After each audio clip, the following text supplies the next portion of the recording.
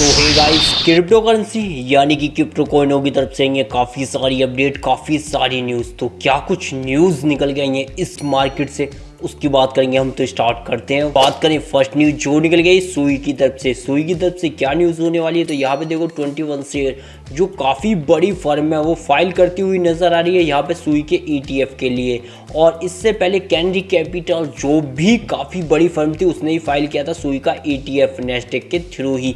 तो यहाँ पर सूई के ETF के लिए एक और बड़ी फर्म आ चुकी है। तो कह सकते हो सूई का ETF अब जल्दी आ सकता है। बात करूँ नेक्स्ट न्यूज़ जो निकल गई मंत्रा यानी कि ओम टोकन की तरफ से। न्यूज़ क्या है, तो यहाँ पे मंत्रा पार्टनरशिप करता हुआ नजर आ रहा है काफ़ी बड़ी लीडर फर्म यानी कि डिमेंट्रा के साथ, जो कि यहाँ पर एडवांस टोकनाइजेशन ऑफ फार्मिंग साथ में कार्बन प्रोजेक्टों पे काम करेगी। अब कह सकते हो मंत्रा के क्रैश के बाद ये पहला टीम अप होने वाला है ओम टोकन का, क्योंकि एक दिन में ये टोकन 95% क्रैश हो गया था।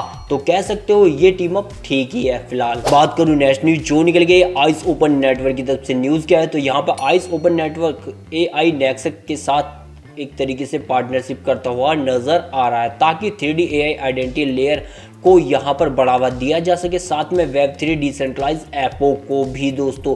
तो यहाँ पर कह सकते हो ये जो मेन फोकस होगा इंटीग्रेशन का वो यही होने वाला है। और साथ में यहाँ पर जो डिजिटल आइडेंटिटी है यानी कि कह सकते हो Web3 ऐप है और साथ में AI क्लोन है और नए जो अवतार हैं उनके ऊपर ज़्यादा काम किया जाएगा। तो यहाँ पर AI को फोकस रखते हुए ये आइस ओपन नेटवर्क का एक तरीके से पार्टनरशिप हुआ है। वहीं पे इसकी दूसरी न्यूज़ देखो तो यहाँ पर आइस ओपन नेटवर्क अपने इकोसिस्टम को एक्सपेंड कर रहा है, जिस कारण उसने हर्मेटिक ऐप लॉन्च किए हैं लगभग 34 कंट्रियों के अंदर, जो कि iOS होंगे। iOS यानी कि एंड्रॉयड, और एक होता है iOS जो कि आईफोन का होता है। तो आईफोन के यूजरों के जो ऐप है वो भी लॉन्च करती है 34 कंट्रियों के अंदर भी दोस्तों। तो यहाँ पर ION यानी कि आइस ओपन नेटवर्क एक्सपेंड कर रहा है। तो दोनों ही न्यूज़ आइस ओपन नेटवर्क के लिए टॉप की या शानदार न्यूज आप कह सकते हो। बात करूं नेक्स्ट न्यूज जो निकल गई है रेड स्टोन की तरफ से। न्यूज क्या होने वाली है, तो यहाँ पर रेड स्टोन सोलाना को सपोर्ट करता हुआ नजर आने वाला और ये इंटीग्रेशन किया गया है। तो कह सकते हो यहाँ पर रेड स्टोन का मतलब है कि वो रियल वर्ल्ड इंसेंटिव के साथ साथ यहाँ पर दिलाने वाला काफ़ी बड़े बड़े इंस्टीट्यूशन जो सोलाना के ऊपर आएंगे और डेफी बुल्डर की तरह एक तरीके से काम करेंगे। अगर आप ब्लैक रॉक को जानते हो तो हाल फिलहाल में ब्लैक रॉक ने बुल्ड नाम का प्लेटफॉर्म लॉन्च किया था, जहाँ पर काफ़ी बड़े बड़े इन्वेस्टर आए और कह सकते हो काफ़ी बड़ी इन्वेस्टमेंट भी हुई। तो उसी प्रकार से सोलाना भी अब यहाँ पर अपोलो के एक्रेड और ब्लैक रॉक के बुल्डर की तरह ही काम करता हुआ नजर आएगा। तो यहाँ पर ये सपोर्ट जो कि रेड स्टोन का है वो उसके लिए अच्छा हो ना हो, लेकिन सोलाना के लिए काफ़ी शानदार साबित होगा फ्यूचर में। बात करूं नेक्स्ट न्यूज जो निकल गई है हाइपर लिक्विड की तरफ से। न्यूज़ क्या है, तो यहाँ पर स्विसबर्ग इंटीग्रेशन करता हुआ नजर आ रहा है हाइपर लिक्विड के साथ, और ये इंटीग्रेशन किया गया है ताकि यहाँ पे फैट मनी से ट्रेडिंग की जा सके हाइपर लिक्विड टोकन की। तो स्विसबर्ग ने ये इंटीग्रेशन इसीलिए किया है। तो कह सकते हो हाइपर लिक्विड के लिए ये इंटीग्रेशन काफ़ी अच्छा है। फैट मनी तो आप जानते हो कि भाई जो डॉलर होता है USD होता है, यानी कि JPY हो गया, यूरो हो गया, तो वहाँ डायरेक्ट ही उन पैसों से आप क्रिप्टो में कर पाओगे ट्रेड।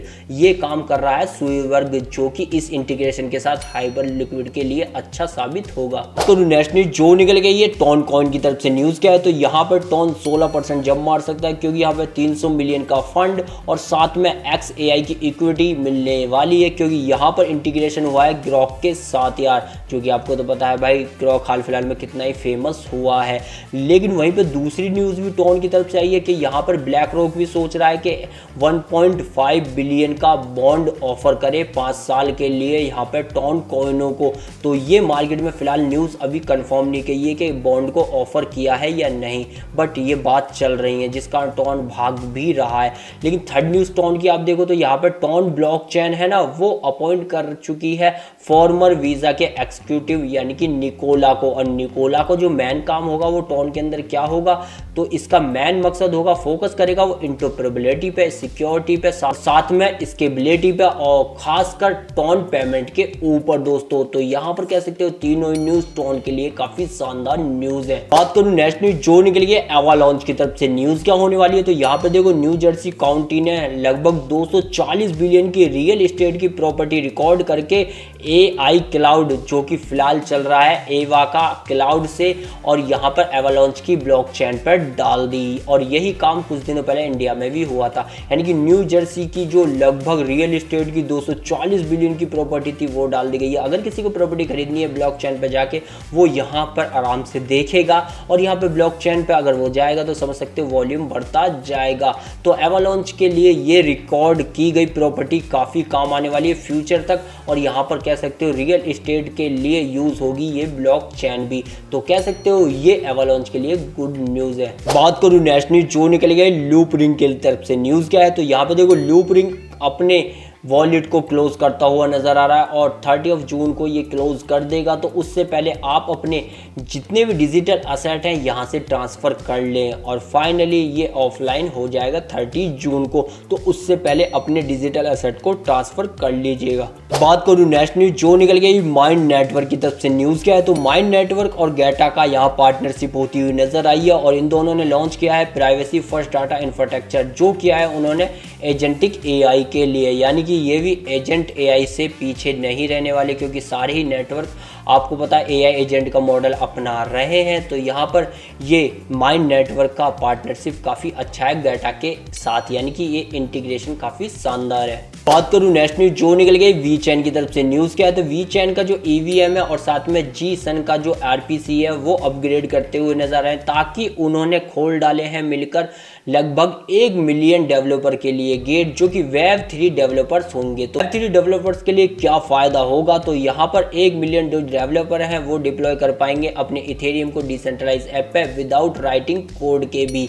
तो यहाँ पर बस यही उनका फ़ायदा है। तो जाते जाते बात करूँगा स्कैम की, तो यहाँ पर देखो भाई क्रोक प्रोटोकॉल फेल हो चुका है पूरी तरीके से, क्योंकि यहाँ पे 12 मिलियन के एक्सप्लॉइट कर लिया है, यानी कि चुरा लिए गए इथेरियम जो कि लगभग 3760 इथेरियम थे। तो हैक हो चुका है काफ़ी बड़ा यहाँ पर क्रोक प्रोटोकॉल में। लेकिन दूसरी यहाँ पे स्कैम देखो तो वियतनाम का बस्ट हुआ है एक, क्योंकि यहाँ पर एक नकली एक्सचेंज बनाया और उस एक्सचेंजों पे लोगों ने पैसा लगाया, और लगभग 400 मिलियन की क्रिप्टो का ये स्कैम हो गया। तो क्रिप्टो में कुछ अच्छा है तो कुछ बुरा भी है। तो यही थी वो न्यूज़, यही थी वो अपडेट जो क्रिप्टो मार्केट से आई और मैंने आपको प्रोवाइड कराई। वीडियो पसंद आ रहा लाइक, चैनल कीजिएगा सब्सक्राइब।